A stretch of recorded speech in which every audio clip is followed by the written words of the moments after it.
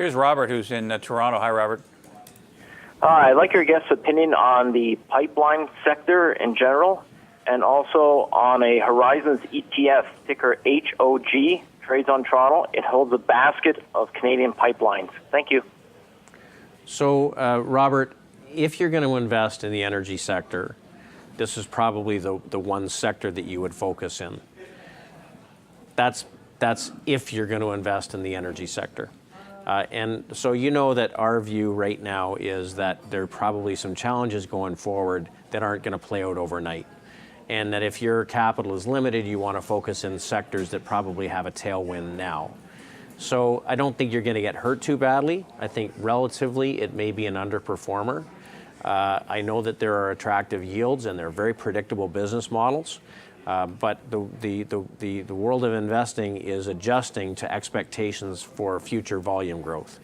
And I think that might be a little bit less positive than many people had thought over the last couple of years. So we were big investors in pipelines. Right. For 4 years, and it was a tremendous sector. It was the goose that laid the golden egg. It was very hard to exit over the period between sort of September and December of last year. We have about a 6% weight in our income fund in U.S. midstream energy, Williams Corporation, for example. But I just think that there may be better places to focus. If you want energy exposure, this is probably not a bad place to be. As you said, that was a big theme of yours for a long time. Do you remember the meeting among your team where you said, you know what, this is shifting and turning and we have to change our thinking? So very clearly, so this is where our models come in. The breadth models that we use for the energy sector started to show contraction in July of last year. I mean, and there wasn't enough new money going in, or there's enough money leaving the sector where risk-reward levels were changing. For us, that means no new investments. And fundamentally, oil was at $106 a barrel. Very hard to start doing that. But as oil came off, breadth continued to contract. And if you're not adding and you're taking money away, your exposure goes away. So at this point, we just don't see the setup for another run. People have a tendency to look backwards at what worked recently and hope they're buying it cheaply. I think it's going to take time for this correction to work through the system. Let's talk to David, who's in Truro. Hi, David. Thank you, McCall. Mr. Burrows, my question is on Dollarama versus Couche-Tard. I have them both. It's, I guess, one way of kind of playing a little bit of a grocery play with Couche-Tard. Would you buy either of them right now, or would you wait for that so-called sell in May and go away? Right. And I'll hang up and listen to your advice. Thank you. Okay, so David, I'm not going to probably comment on sell in May and go away, because at this point, we don't see any signs of deterioration in our models. So at this point, we think the market is telling us money is getting put to work. We have a tailwind.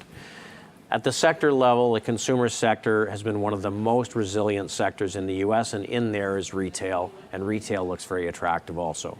In retail, the lower cost provider, the low dollar spend, like a Dollarama and a Couche-Tard, both are right in the sweet spot, as is Target in the U.S. and Costco.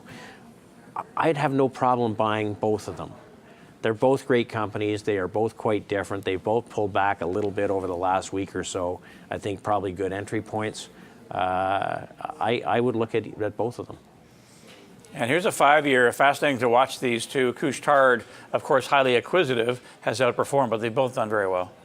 They both look very attractive. And do you hold either, or? We own both. You own both. Okay. Did you say that before? I don't know if I did, but we do own both. I hope not, because if you did, then I clearly wasn't listening. Ram's in Calgary. Hi there, Ram.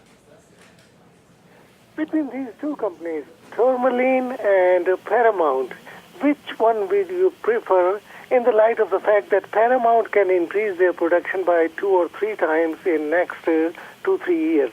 And then second part of the dumb question, which is very dumb, that should I switch to Bank of America or Citigroup to get a better bang for the buck? Okay, Ram, you should know by now with all your phone calls that we only take one at a time. So let's stick with Tourmaline and Paramount Resorts. I'll tell you what I'm going to do. I'm going to take both of his questions and answer them with one answer. I would buy financials before I would buy energy. Okay. So go buy Bank of America or go buy Citigroup. Frankly, I would tell you that probably JP Morgan would be the best one, and Wells Fargo in behind that.